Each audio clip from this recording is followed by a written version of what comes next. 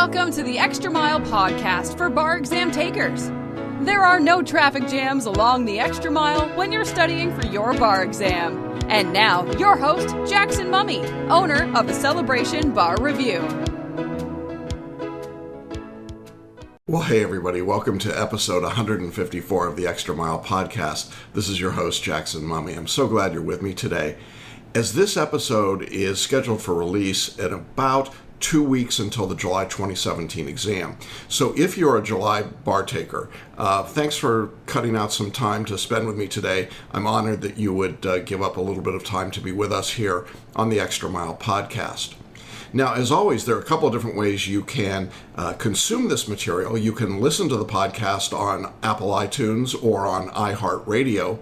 You can also watch the video, and I encourage you to do that. We've got a great interview coming up today with a new member of the Hawai'i bar, and it's a great story. So if you'd like to watch today's episode, you can do that by going to celebrationbarreview.com/154, and you'll be able to see the entire episode there. I just have to say, I can tell that I'm in the midst of leading up to the bar exam for a couple of reasons. One is, as you can tell, my voice is beginning to go.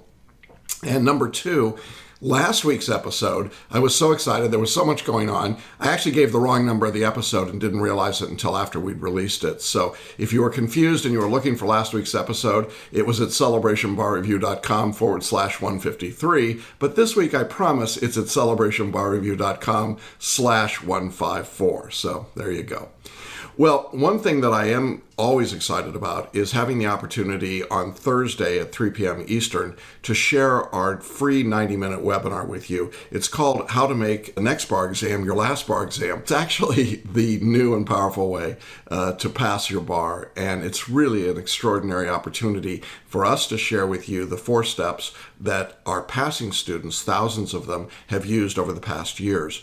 And I really invite you to join us. If you're taking the bar exam in 2018, this is information I think you're going to want to have and be able to start using right away. And you'll be able to do that. I'll be giving you some very direct action steps as we go through our time together. Now, this live webinar is Thursday, July 13th at 3 p.m. Eastern. That would be 12 noon Pacific time. You do need to register because seating is limited. And to register, you can do it in one of a couple of ways. You can go to our website, and on our homepage at celebrationbarreview.com, you'll see a button right there to register for the upcoming webinar. Just click on that and we'll get you all set up. Also, if you're watching the video of today's podcast, you can just scroll down this page. There's a button right there, and you can schedule your seat right from the video podcast page. Now, if Thursday at 3 p.m. doesn't work for you, we do have an on-demand version of the same webinar, and you can just scroll down our homepage just a little bit further, and you will see that link, and go ahead and click on that, and you can watch on demand, and it's the same information. It just doesn't have me live to answer questions. So I think it's worthwhile to have me there live, but whatever. It is the same information. We've had lots of people go through the scheduled on-demand schedule, and they love that webinar as well. So in any event, I really hope you'll join me, because if you're at the point, like Julie Sparks, our guest today, where you absolutely have to make your next bar exam the last bar exam, this is information that you just don't want to miss out on. Now, I want to just share with you as we lead into our interview with Julie that there was an interesting postscript to the interview, and I'm going to share it after the interview. So I hope you'll stick around, go all the way through the interview, and then I've got a really interesting and wonderful story to tell you about Julie when that interview is done. But for now, I want to jump right into our discussion with the newest member of the Hawai'i bar, Julie Sparks.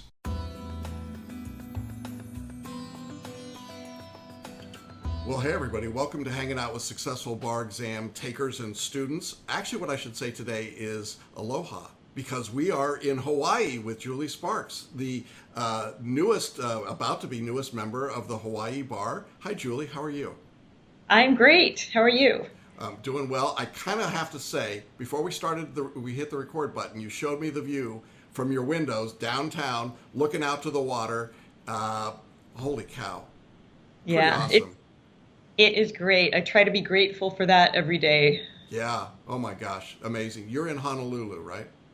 Yes, I'm downtown Honolulu, walking distance to most of the courthouses and law firms. God, that's great. That's Yeah. amazing. Okay, so everything I know about Hawaii 5.0, I learned, or about Hawaii, I learned from Hawaii 5.0. But I am wearing my Hawaii shirt in your honor today. Okay, So that's there you go. right. Yeah, there you go. So there you go. Tommy Bahama. Well, anyway, Great. this is about you, not about me. You took and passed the Hawaii bar in February 2017, correct? Yes. Yeah. Why I don't you just tell? got my results in May. Yeah.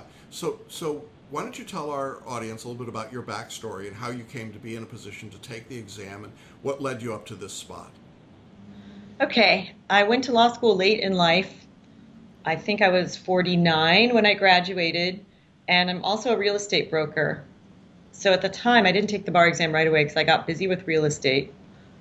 And then my husband and I were getting a divorce, so I realized I better hurry up and take the bar exam so I have another stream of income. And so I did that in February 2016 using Kaplan. And I already knew I couldn't really keep up with the study program and schedule they had because they're really geared toward people that can study full time for that. But I figured I would take it anyway. I missed it by 2 points. Really, really dejected over that. And I knew I had to find a different kind of program. So I found yours, Celebration, and I took it again in July. But I still wouldn't, I was too stubborn to listen to you about changing my writing style from Iraq to FLA. And I also refused to practice the essays. So I missed it again by 2 points. And I wanted to just jump off of my lanai. Yeah. And I've seen it's a steep drop from your lanai. Okay. Yeah. So you've taken the exam twice now. And for those, let's back up for just a minute. For people that aren't familiar with the Hawaii bar exam, can you talk about the components of it and kind of what's involved in the exam itself? Sure. We've got the 6 essay questions. We also have, and those are, you never know what topic it's going to be. When I took it, both of the first times I failed it, they had secured transactions, evidence, just my worst subjects I felt like were on it. Okay. So, these are the MEE, the multi-state essay exam questions. So, and then, okay. sorry, we've got the 200 multiple choice, but they've also got 15 questions on Hawaii rules and ethics. Okay. Multiple choice. Okay. And did you have a performance test? Yes, and then we have 2 performance tests. So our first day is the essays and performance test all in one, and the multiple choice from the state of Hawaii on ethics. So it's really a grueling day the first day. Yeah. And then the second day is the multi-state bar. Yeah. Okay. So you take the exam, fail by a couple points, come back, take it, fail again by a couple points. You were not a happy camper after that second try, I remember. And then what happened? What was your thought process after that second attempt at the exam? I thought, I don't know if I'm going to take it again. I felt like I had studied really hard the second time. And I felt like I did not know if maybe it wasn't for me. Maybe God was trying to tell me that this was not the path he had for me. But then you and I talked, and I admitted to you that I didn't do everything you said. And you kind of did a face plant when I told you I still stuck with Iraq because I was too afraid to change. So I decided I would do it one more time. This time I would change my writing style, practice the essays, and if I didn't pass after that, that was going to be it. Right. And just so people know, actually, Julia's not exaggerating. I really did a face plant. I was just apoplectic that you had gone through the course and were still doing what you had done before, which did, and it was like, no, don't do that. But I also remember in that conversation how discouraged you were and how much frustration you had. It was like, I've come so close, maybe I should walk away from this, and encouraging you, as I've said to other people, in effect, you're one answer away. That's all. And when you're that close, being able to push over and get across the finish line is a big deal. And so I will admit, I sort of pushed and goaded you to come back and try it one more time. But you had to make the decision, right? And to say, I'm going to do it. So you make the decision to sit one more time. Talk a little bit about what your study life was like this third time going into the exam. Oh my goodness. I had to clear everything out of my life because I started working at the state capitol for the House Minority Research Department, kind of as a research attorney, although I couldn't really be called attorney. And that job was probably 45, 50 hours a week. So I would go to work, go running, and come home and study for 3 or 4 hours at night, and then on the weekends. So I had to, nothing else could get in.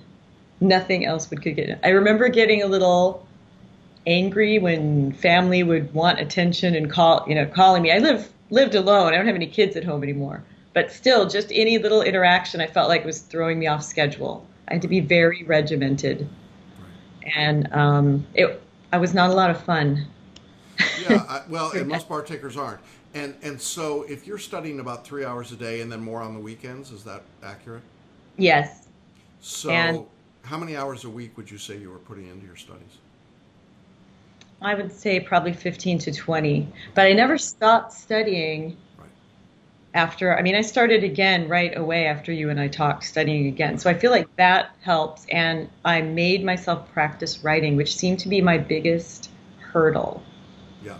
Well, let's talk about this. What was the difference for you between IRAC writing, what you had done in law school and what you had done the first couple of times on the exam, and the writing style that I wanted you to use? How would you describe that difference?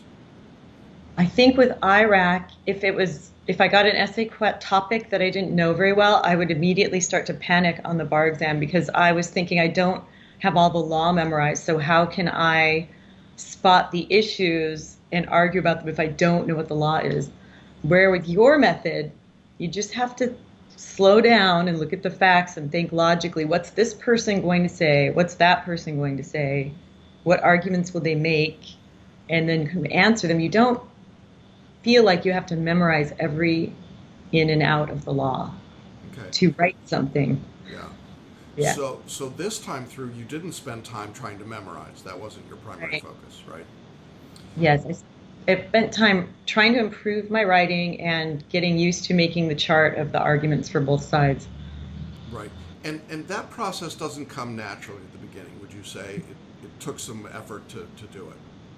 It took some effort to do it because we're taught in law school to do one way, and there's a little bit of fear of letting go of what's comfortable. But after the two failures where, like you said, I was literally just a couple points away. I just needed to improve something a little bit. Right. And it seemed that when I was doing my practice essays and comparing them to the model answers, I could easily see areas where I could improve my answer. And so then I started to think more like that. Would you say there was a point where you began to gain confidence that you were going to be okay this time on the exam, or did you stay in sort of a state of anxiousness all the way through? I wasn't really anxious. I felt like I was prepared, but I think the point where I knew I was going to be okay on this exam is when I saw what the essay topics were on the exam. Okay. And they were all topics that I kind of like. Okay, and topics that you'd studied and essays that you'd written. You took our basic mentored course, so you weren't sending work to me. Can you talk a little bit about how you motivated yourself? In the past, you hadn't done the writing. What got you motivated to do the practice writing this time around? This was going to be my last shot at it. And so I thought, if I don't do everything I'm supposed to do, I'll never know if I could have passed or not. So those were the things I hadn't done in the past. So I had to throw all of it in, or else I can't say I gave it my best shot. And I can't quit if I didn't give it my best shot. That's awesome. It's kind of my personality. Yeah. And I also had kind of the hint of a job offer in the future at the Capitol as a staff attorney if I passed the bar exam. So I had, kind of a carrot dangling in front of me. So it was very important at that time to pass the bar exam. But now you told me before we went on to record that there was a lot going on in your personal life too when all this was happening. Can you share a little bit about that? Because I think sometimes people think, well, you live in Hawaii, it's beautiful, you look out the ocean every day, you go running. I mean, what problem could this lady have, right? You want to Yeah, share there are a lot of problems. Hawaii is very expensive to live in, and so most of us have two jobs. Yeah. I was a realtor and working at the Capitol, and I was doing that because in December, my husband and I separated, and we're living separately. We actually got divorced last April, so it was really important for me. Here I am, 51 years old, and have to make a living. I don't have any retirement saved, nothing. It was very scary. There was a lot of fear in my life during that year, a lot of fear and anxiety about my future. And so that affected probably every decision that I made. And I did not feel that mentally I was as focused as I would have been otherwise. It's harder to focus because I had a lot of drama seeping in. Sure. That had calmed down by this February when I took the bar exam.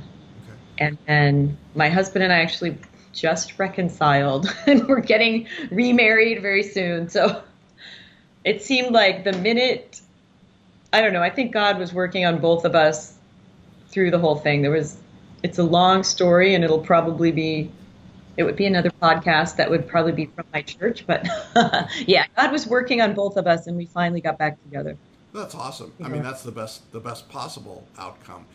And congratulations, that's wonderful. Thank you. To get your bar membership and to get your marriage back, it's a big win, right? It's a big It is a win. big win. And so this frees me up to do some of the work that I would like to do where I don't have to worry about how much money I'm going to make. More kind of volunteering with legal aid, and the Alliance Defending Freedom is going to have a case here, and I would love to do some work on that with an attorney that I met at the Capitol. That would be awesome. And Yeah. I think, you probably heard me talk about, we view our mission at Celebration Bar Review to empower and help people become members of the bar who otherwise don't have a voice.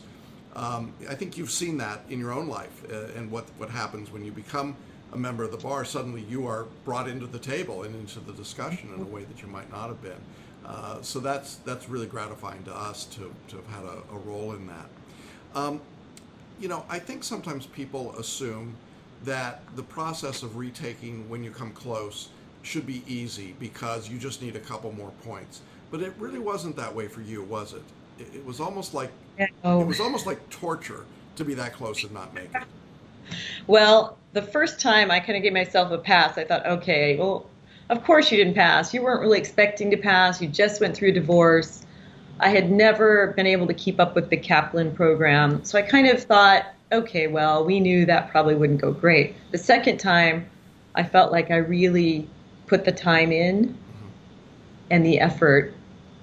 And then when I failed by the same score, that was the hard time for me, the second try. Yeah.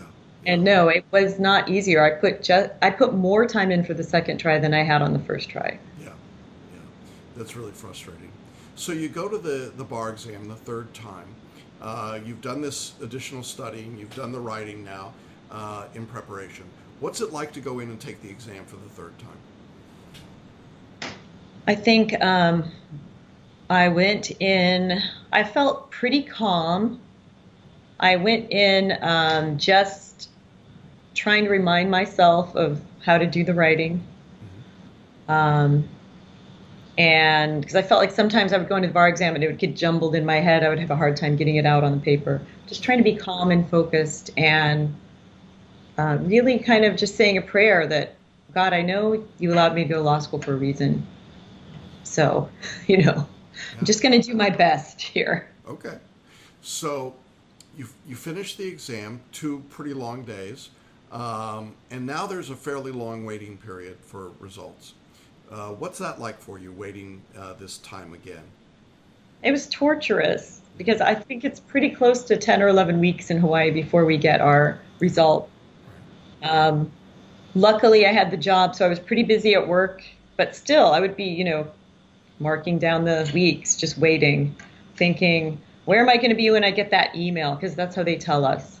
We'll get an email. I remember when I got the email from the February 2016, I was sitting on the floor of the Senate at the attorney's table because I was one of his staff, our senator. And I saw the email pop up on my laptop. I'm like, should I open it or not? And I opened it and it was the failing email, and I had to keep a straight face and not have a reaction. Yeah. So I was hoping that I was not going to be in a situation like that this time. Okay, so where were you when this email came out? I was in a finance hearing. Okay. I was in a finance hearing sitting next to my boss, but they had made a mistake. So I never got the email saying my results were in. I got an email inviting me to the bar admission ceremony. And I showed it to my boss. They said, why are they sending me this? Did I get my results? So then I had to log in, and their system had a glitch that day, and it never sent out our results. So I had passed. That's how I found out. Amazing. So, yeah. So what did you? So you're in the committee hearing. You realize you passed. Did you have to still keep a straight face? No, luckily they were in a little recess, so we could high five each other. Awesome. You know, That's yep. awesome. A little high five. Yeah, yeah. So what did your friends and family think? What was the reaction? Well, they were so happy because I had shared with several of them that I didn't want to take it a third time. And so they were happy that I had done it and stuck to it, and, overwhelmed. My sister sent me a $100 Amazon gift certificate, That's why we're having the celebration party on Friday. Celebration. Yeah, I like that name. Yeah. Yeah, at a restaurant. And I think I've got about 25 people coming already, so That's cool.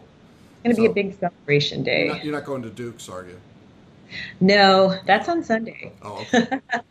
That's on Sunday. We're going to, it's a little wine bar restaurant that's up in a winter place. Yeah. Nice.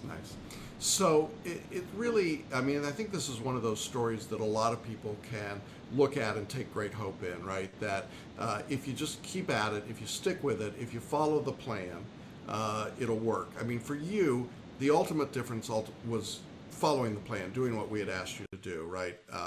And that's Yes. what made the difference. I would tell someone, if you're using Celebration, just do the writing and change your style the first time, because then you probably won't have to take it again. Yes, and you will avoid the face plant from me, which... Yes, which I could understand. And what I liked about your program was, I think you can be a working person and still keep up with it. You can be a person going through things in your life, and I think that your style of the daily affirmations, and I know we all have different faiths, but you bring that in also. It's very encouraging when you're down. So I appreciated all of that. Good. I'm so glad. Well, we are so excited for you. What a great story. What a great opportunity. And, you're still pretty young in my book. You got a lot of opportunities here to really make a difference and to use your law degree and to use the skills that you've got. And it's really exciting to see this world opening up for you on a professional level, and then a personal level, getting everything pulled back together again is just terrific. This is sort of the best of all possible worlds in the best possible place in the world, I think. It is. Yeah. So, and if you want to buy some real estate, here's your person, right, to go Yep. see. So there you go. I felt like 2016 was the worst year of my life, and 2017 has been a complete turnaround. So to anyone going through the worst year of their life, hang in there. Oh, that's great.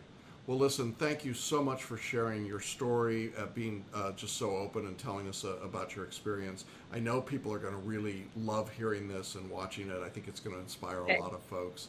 And you were also part of our Facebook group, weren't you? You were on our Facebook page. Yes. And I know you still are around there. And I appreciate the fact so many of our passing students have stuck around to help out others. And that's really a nice thing. It's a great community. So I encourage people to check that out and connect with you on the Facebook group if they're in our course. So best of luck to you. Good luck with the swearing in ceremony and the marriage ceremony. Lots of ceremonies coming up in your life. And stay in touch with us. We'd love to hear all the cool things that are happening. And again, congratulations on this terrific achievement. We're so very proud of you. Thank you so much. And if you're ever in Hawaii, let me know. Oh, absolutely. It's one of my favorite places. I'll check it out for sure. Well, thank you, Julie. Thanks to everybody who was with us today. We'll see you again next time. Bye for now. Okay. Aloha. Oh. Well, that's a great story, isn't it? But there's more to the story, as I promised you at the very beginning of this episode.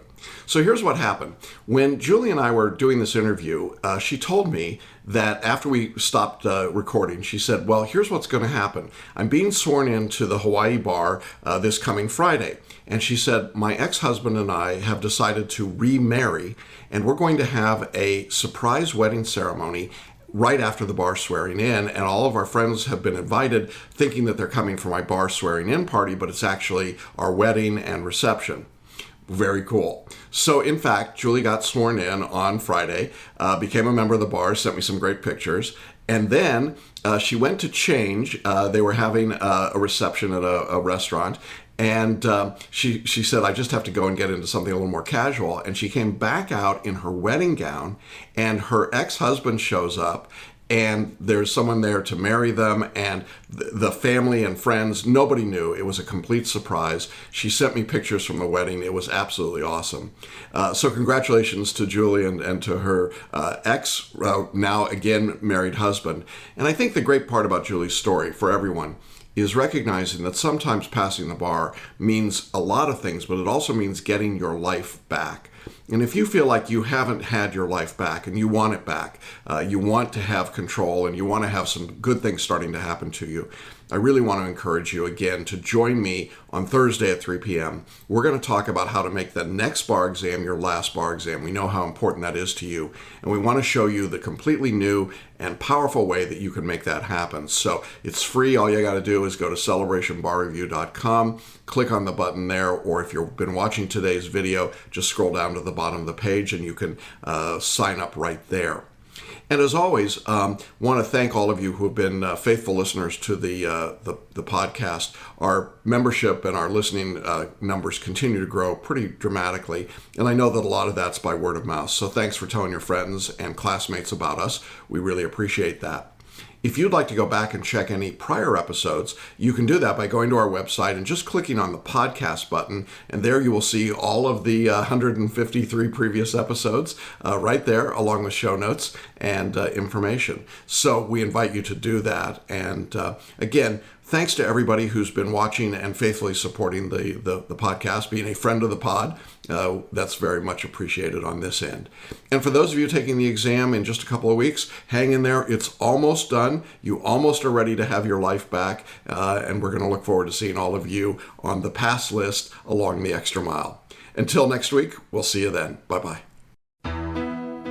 Thanks for listening to the Extra Mile podcast for bar exam takers at www.celebrationbarreview.com.